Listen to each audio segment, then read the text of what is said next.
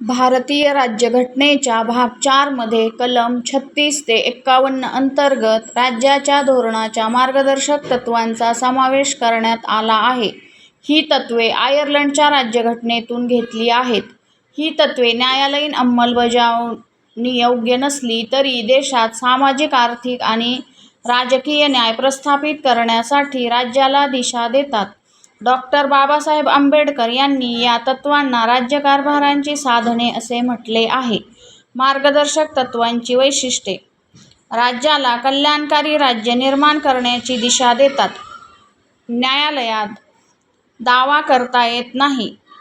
शासनाच्या धोरणाचा आधार आहेत. सामाजिक आणि आर्थिक लोकशाही प्रस्थापित करतात.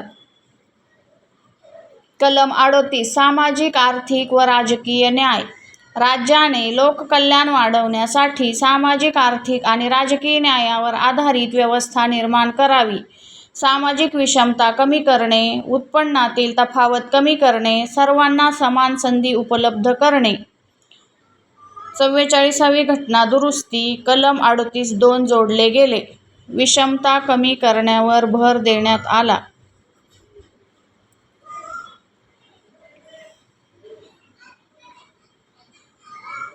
कलम 39 राज्याचे धोरण: राज्याने पुढील तत्त्वांवर आधारित धोरण राबवावे.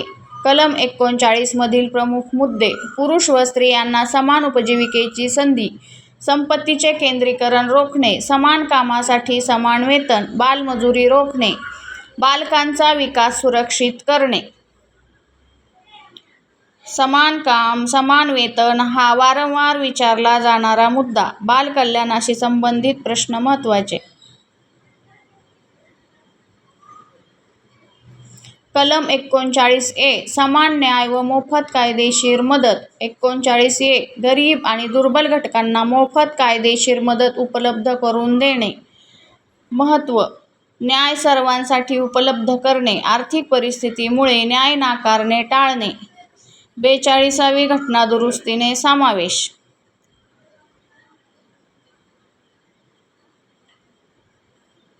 कलम 40 ग्रामपंचायतींची स्थापना: राज्याने ग्रामपंचायतींची स्थापना करून स्थानिक स्वराज्य संस्था बळकट कराव्यात. महत्त्व: ग्रामीण स्वराज्य महात्मा गांधींच्या ग्रामस्वराज्य संकल्पनेवर आधारित. परीक्षेसाठी महत्त्वाचे 73वी घटना दुरुस्ती आणि पंचायत राज व्यवस्था.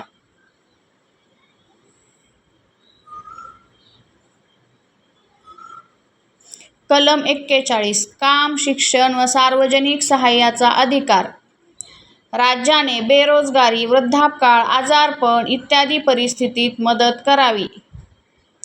रोजगार निर्मिती व सामाजिक सुरक्षा द्यावी. कलम 42 मानवी कामाच्या अटी व प्रसूती सहाय्य: कामगारांसाठी न्याय्य व मानवी कामाच्या अटी निर्माण करणे आणि महिलांना प्रसूती सहाय्य देणे. परीक्षेसाठी महत्त्वाचा मुद्दा मातृत्व लाभ योजना आणि कामगार कल्याण योजना. कलम 43 कामगारांना निर्वाह वेतन: कामगारांना योग्य वेतन व सन्मानजनक जीवनमान मिळावे. महत्त्व: कुटीर उद्योगांना प्रोत्साहन, ग्रामीण अर्थव्यवस्था मजबूत करणे. कलम 43(a) उद्योग व्यवस्थापनात कामगारांचा सहभाग: उद्योगांच्या व्यवस्थापनात कामगारांचा सहभाग वाढवणे. 42वी घटना दुरुस्तीने याला समाविष्ट करण्यात आले.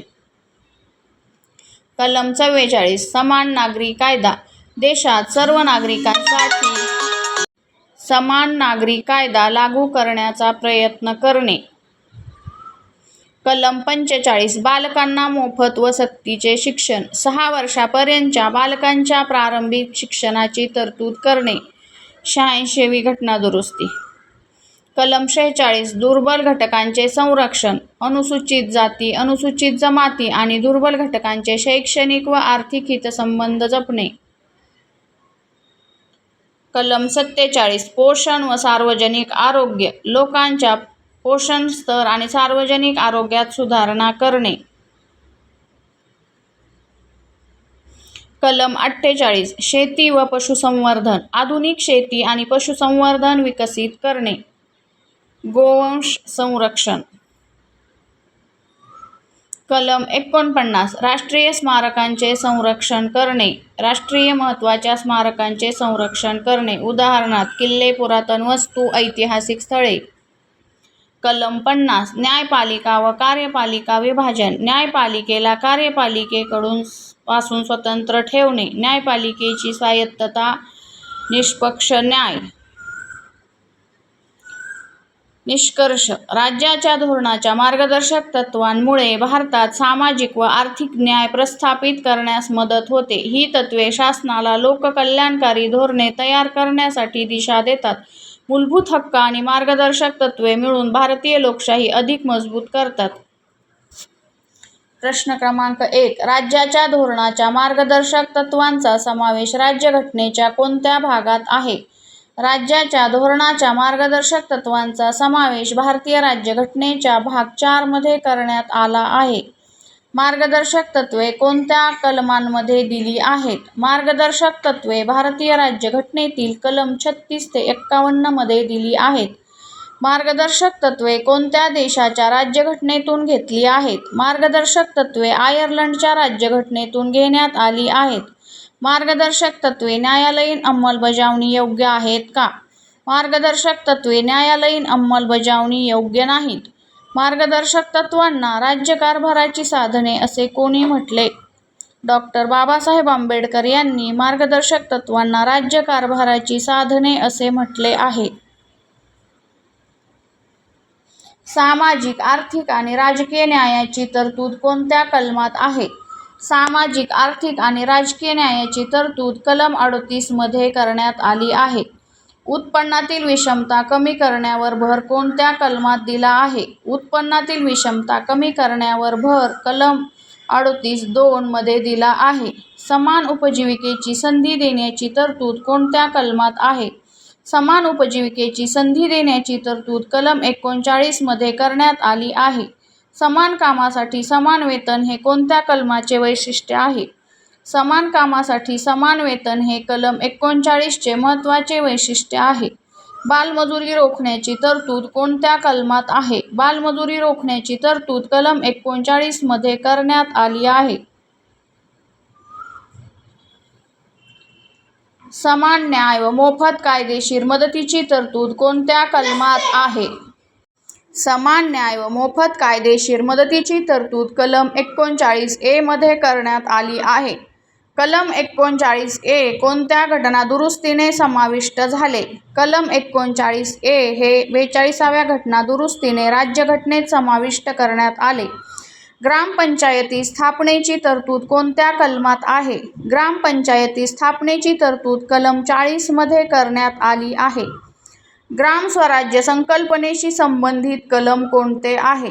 ग्रामस्वराज्य संकल्पनेशी संबंधित कलम 40 आहे. काम, शिक्षण व सार्वजनिक सहाय्याचा अधिकार कोणत्या कलमात आहे? काम, शिक्षण व सार्वजनिक सहाय्याचा अधिकार कलम 41 मध्ये आहे. बेरोजगारीच्या परिस्थितीत मदतीची तरतूद कोणत्या कलमात आहे? उद्योग व्यवस्थापनात कामगारांच्या सहभागाची तरतूद कोणत्या कलमात आहे? उद्योग व्यवस्थापनात कामगारांच्या सहभागाची तरतूद कलम 43(a) मध्ये करण्यात आली आहे. कलम 43(a) कोणत्या घटनादुरुस्तीने समाविष्ट झाले? कलम 43(a) हे 42व्या घटनादुरुस्तीने राज्यघटनेत समाविष्ट करण्यात आले. समान नागरी कायद्याची तरतूद कोणत्या कलमात आहे? समान नागरी कायद्याची तरतूद कलम 44 मध्ये करण्यात आली आहे. युनिफॉर्म सिव्हिल कोड म्हणजे काय? युनिफॉर्म सिव्हिल कोड म्हणजे समान नागरी कायदा. बालकांना मोफत व सक्तीचे शिक्षण देण्याची तरतूद कोणत्या कलमात आहे? कलम 45 मध्ये करण्यात आली आहे. प्रश्न: कलम 45 मध्ये बदल कोणत्या घटनादुरुस्तीने करण्यात आला? कलम 45 मध्ये 86व्या घटनादुरुस्तीने महत्त्वपूर्ण बदल करण्यात आला आहे. अनुसूचित जाती जमातींच्या हितसंरक्षणाची तरतूद कोणत्या कलमात आहे? अनुसूचित जाती जमातींच्या हितसंरक्षणाची तरतूद कलम 46 मध्ये करण्यात आली आहे. सामाजिक न्यायाशी संबंधित कलम कोणते आहे? सामाजिक न्यायाशी संबंधित कलम 46 आहे. पोषण स्तर व सार्वजनिक आरोग्य सुधारण्याची तरतूद कोणत्या कलमात आहे? पोषण स्तर व सार्वजनिक आरोग्य सुधारण्याची तरतूद कलम 47 मध्ये करण्यात आली आहे. दारूबंदी धोरणाचा संबंध कोणत्या कलमाशी आहे? दारूबंदी धोरणाचा संबंध कलम 47 शी आहे. शेती व पशुसंवर्धन विकासाची तरतूद कोणत्या कलमात आहे? शेती व पशुसंवर्धन विकासाची तरतूद कलम 48 मध्ये करण्यात आली आहे. गोवंश संरक्षणाचा संबंध कोणत्या कलमाशी आहे? गोवंश संरक्षणाचा संबंध कलम 48 शी आहे. पर्यावरण संरक्षणाची तरतूद कोणत्या कलमात आहे? पर्यावरण संरक्षणाची तरतूद कलम 48A मध्ये करण्यात आली आहे. कलम 48A कोणत्या घटना दुरुस्तीने समाविष्ट झाले? कलम 48A हे 42व्या घटना दुरुस्तीने राज्यघटनेत समाविष्ट करण्यात आले आहे. राष्ट्रीय स्मारकांच्या संरक्षणाची तरतूद कोणत्या कलमात आहे?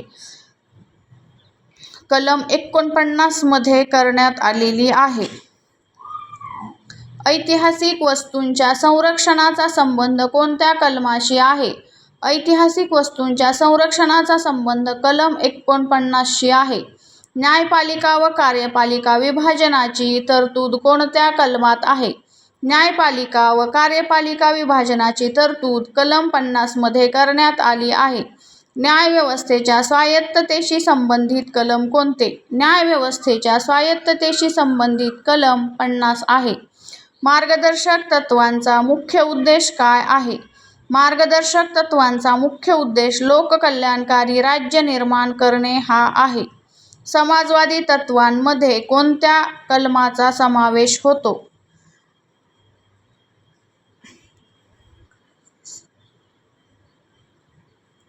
गांधीवादी तत्त्वांमध्ये कोणत्या कलमांचा समावेश होतो? गांधीवादी तत्त्वांमध्ये कलम 40 चा समावेश होतो.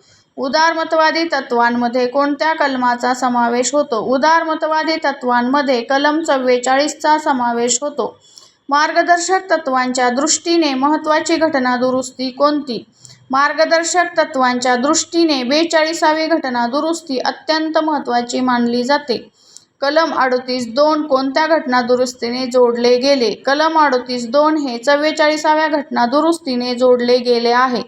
मूलभूत हक्क आणि मार्गदर्शक तत्त्वांचे नाते कसे आहे? मूलभूत हक्क आणि मार्गदर्शक तत्त्वे एकमेकांना पूरक आहेत.